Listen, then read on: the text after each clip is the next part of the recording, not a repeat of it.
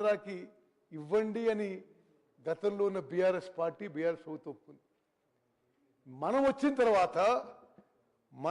తర్వాత అది కుదరదు, మనకే 555 టీఎంసీలు ఇవ్వాలని చెప్పి మన కాంగ్రెస్ ప్రభుత్వం కృష్ణా వాటర్ డిస్ప్యూట్ ట్రిబ్యునల్లో పోరాడుతున్న విషయం కూడా నేను యావత్ తెలంగాణ ప్రజానీకాన్ని తెలియజేస్తున్నాను.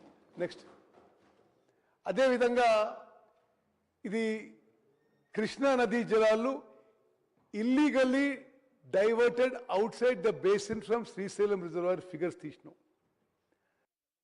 ఎప్పుడు వాళ్ళు మాట్లాడే ఏమంటారు, అసలు ఉమ్మడి ఆంధ్రప్రదేశ్లో మోసం జరిగింది, మేము వచ్చిన గొప్ప చేసినాం, మరి మళ్ళీ ఇప్పుడు కాంగ్రెస్ ప్రభుత్వం వస్తే ఏదో మోసం జరుగుతున్న విధంగా మాట్లాడుతుంటారు. ఇది ఒక ఫాల్స్ నెరేటివ్, ఇది అసత్య ప్రచారం చెప్పడానికి ఈ ఫిగర్ తీసినాం. మేము 2004 నుంచి 2014 వరకు ఉమ్మడి ఆంధ్రప్రదేశ్లో కాంగ్రెస్ ప్రభుత్వంలో మొత్తం 10 ఏళ్ల పాటు illegal diversion out side the basin from Srisailam reservoir, ఇది కృష్ణా వాటర్స్ 730 టీఎంసీ అయితే టిఆర్ఎస్ పార్టీ అధికారంలో వచ్చిన తర్వాత మేము తెలంగాణ కోసమే బతికినట్టు మరి నటించే వీళ్ళు అధికారంలో వచ్చిన తర్వాత 2014 నుంచి 2023 వరకు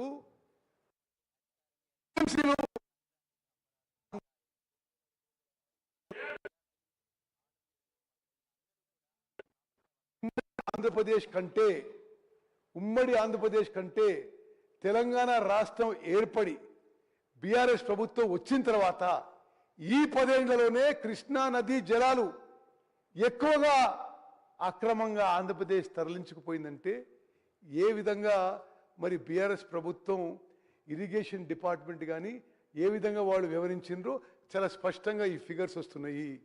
నెక్స్ట్, అదేవిధంగా మీరు ఎప్పుడు చూసినా బీఆర్ఎస్ పార్టీ పెద్దలు ఏమంటారంటే అసలు కృష్ణా బేసిన్ ప్రాజెక్ట్స్ గతంలో కాంగ్రెస్లో నిర్లక్ష్యానికి గురైనాయి, ఇప్పుడు నిర్లక్ష్యానికి గురైన అంటున్నారు. మేము ఈ అంకెలతో ఒకటి చెప్తున్నాం. ఏ రోజైతే కల్వకుంట్ల చంద్రశేఖరరావు గారు ముఖ్యమంత్రి అయినరో ఆ రోజు కేవలం 7,469 కోట్లు ఖర్చు పెట్టుంటే ఉమ్మడి మహబూబ్నగర్ జిల్లాలో Kalwakurthy lift irrigation scheme, Bhima lift irrigation scheme, Nettempadu lift irrigation scheme, Koil Sagar lift irrigation schemes ఇవన్నీ కూడా పూర్తయి ఈ అన్నిటికి ఉన్న ఇరిగేషన్ పొటెన్షియల్ 8,65,000 ఎకరాలను మనం చేస్తాం. 8.65 lakh acres. కేవలం 7,000 కోట్లు ఖర్చు పెట్టుంటే అది మీరు ఎందుకు ఆలోచన చేయాలంటే మళ్ళీ ఫిగర్స్ కంపేర్ చెప్తున్నా. 1.83 lakh crores ఖర్చు పెట్టిండ్రు, 1,83,000 కోట్లు ఖర్చు పెట్టిండ్రు టీఆర్ఎస్ గవర్నమెంట్లో 10 ఏళ్లలో. 1,83,000 కోట్లు ఖర్చు పెట్టి కేవలం 7,469 కోట్లు ఈ కల్వకుర్తి, భీమా, నెట్టెంపాడు, కోయిల్ సాగర్ మీద నవంబర్ 2023 నుంచి వాళ్ళ అధికారులు వచ్చిన డిసెంబర్ 2023 నుంచి ఖర్చు పెట్టుంటే ఈ ప్రాజెక్టులు పూర్తయి 8,65,000 ఎకరాలకి ఉమ్మడి మహబూబ్నగర్ జిల్లాలో నీళ్లు అందివనే విషయాన్ని మనం చేస్తున్నాం.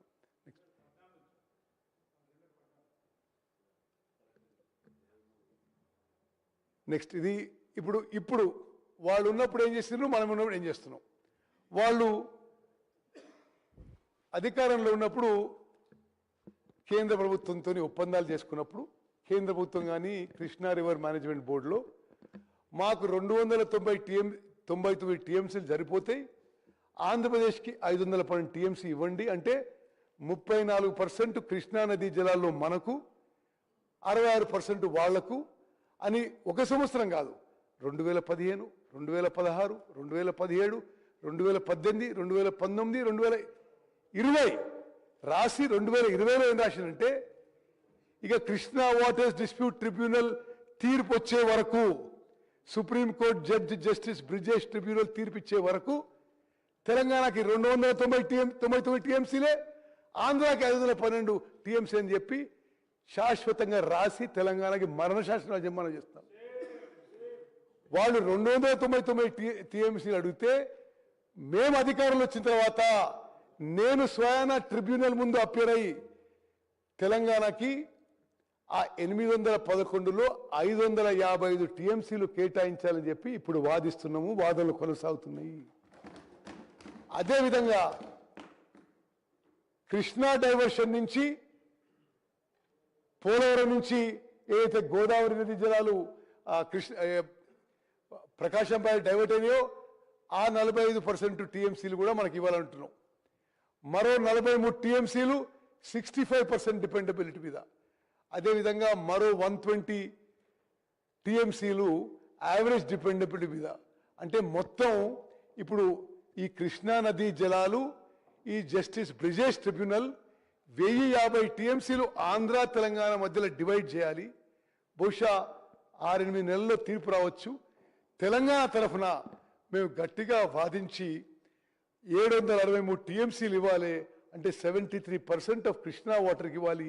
దీనికి సైంటిఫిక్గా, లాజికల్గా, రాషనల్గా ఆర్గ్యుమెంట్స్ పెట్టి జస్టిస్ బ్రిజేష్ ట్రిబ్యునల్ ముందు మేము మరి వాదిస్తున్న విషయం మనం చూస్తాను. ఇదే ఫిగర్ చూడండి. Okay, next.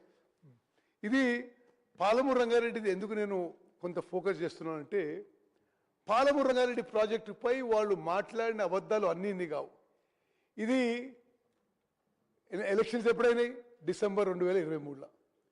ఇది పాలమూరు రంగారెడ్డి లిఫ్ట్ ఇరిగేషన్ స్కీమ్కి వాళ్ళు ఒక్క పంపు ఆన్ చేసి 3-4 గంటలు నడిపించి మళ్ళా పనిచేసి వెళ్ళిపోయినారు.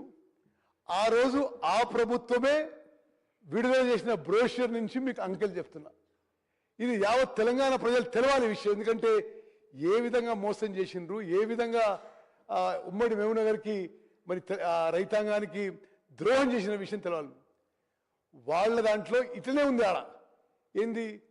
పరిపాలన అనుమతి 35,200 కోట్లు, బ్రాకెట్స్లో 55,000 కోట్లు. అంటే జియో ఇచ్చినప్పుడు 35,000 కోట్లు, detail project report central water కమిషన్కి సబ్మిట్ చేసేటప్పుడు 55,000 కోట్లు. ఇది వాళ్ళు ఇచ్చిన ఫిగర్సే. ఇది వాళ్ళు ఇచ్చిన అఫీషియల్ గవర్నమెంట్ ఫిగర్స్. ఆ బ్రోష్యూర్లో ఖర్చు పెట్టింది పాలమూరు రంగారెడ్డి మీద 26,262 కోట్లు. ఇప్పుడు ఆ 55,000 కోట్లు 80,000 కోట్లు దాటింది. ఎందుకు అంటే వాళ్ళు ఉమ్మడి మహబూబ్నగర్ రైతులకి మోసం చేయడానికి, దీంట్లో ఇప్పుడు నీళ్లు పోవడానికి ఆయకట్టు కాలువలు అవసరం. దానికి ల్యాండ్ అక్విజిషన్ చేయాలి, వర్కులు చేయాలి. అది ఎస్టిమేట్ సరిగ్గా వేయకుండా పెట్టినరు. ఇప్పుడు దాంతో ఈ డిలేతోని ఈ ఎస్టిమేట్ కాస్ట్ 80,000 కోట్లు దాటుతున్నాయి. అంటే వాళ్ళు ఉన్న సమయంలో పాలమూరు రంగారెడ్డి ప్రాజెక్టుపై ఖర్చు పెట్టింది 26-27,000 కోట్లు అయితే, అంటే ఎంత ఖర్చు పెట్టిండ్రు? 30-32%. అదేవిధంగా అంటే ఎంత దగా మోసం అర్థం చేసుకోండి. ఇంకా పాలమూరు రంగారెడ్డి ప్రాజెక్టులో 39,000 ఎకరాలు ఇంకా ల్యాండ్ అక్విజిషన్ పెండింగ్ ఉంది. 39,000 ఎకరాలు పెండింగ్ ఉండి మేము 90% పనులు చేసినా చెప్తున్నారు. మరి అదేవిధంగా ఎంత మట్టి పని మిగిలింది, ఎంత కాంక్రీట్ పని ఉంది, ఎంత ప్రాజెక్ట్ నిర్వాసిత కుటుంబాలకి వాళ్ళు రిలీఫ్ ఇవ్వాలనో ఈ ఫిగర్స్ కూడా ఇచ్చినాం. అదే పెట్టు సార్. ఇంకో ముఖ్యమైన విషయం, ఈ పాలమూరు రంగారెడ్డి ప్రాజెక్టు మరి దేవరకద్ర ఎమ్మెల్యే జిఎంఆర్ తెలిసి ఉండొచ్చు. ఒక శంకుస్థాపన ప్రోగ్రాం ఆడ చేస్తే 3 ఏళ్ళలో పూర్తి చేస్తామని చెప్పారు. ఈ అధ్యక్ష యావత్ తెలంగాణ ప్రజానికానికి తెలవాలి అది ఎంత మోసం దగా అని. 2016లో అగ్రిమెంట్ సైన్ చేసినప్పుడు, ఫౌండేషన్స్ వేసినప్పుడు అగ్రిమెంట్ ఏమో 30 నెలలకి సైన్ చేసిన, అంటే 2.5 ఏళ్ళు. బయట మరి 2.5 ఏళ్ళు 3 ఏళ్ళు ప్రకటించుకున్నారు.